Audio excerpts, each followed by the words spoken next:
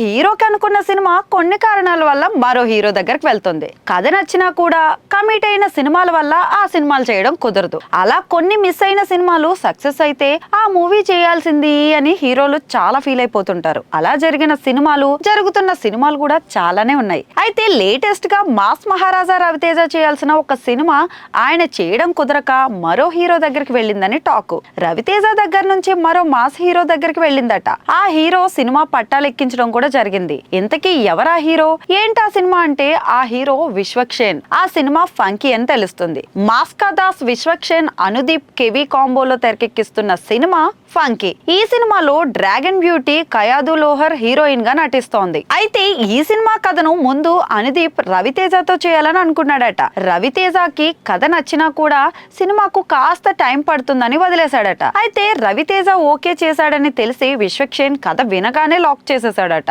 అలా Vishwaksen Anudeep cinema sets మీదకి వెళ్ళింది. ప్రెసెంట్ అయితే విశ్వక్షేన్ కూడా కెరీర్ లో బ్యాక్ ఫేజ్ లోనే ఉన్నాడు. చేస్తున్న సినిమాలు రిలీజ్ ముందు బజ్ బాగున్నా గానీ రిలీజ్ తర్వాత తేలిపోతున్నాయి. అందుకే ఒక సాలిడ్ హిట్ కొట్టి స్ట్రాంగ్ కంబ్యాక్ ఇవ్వాలని చూస్తున్నాడు విశ్వక్షేన్.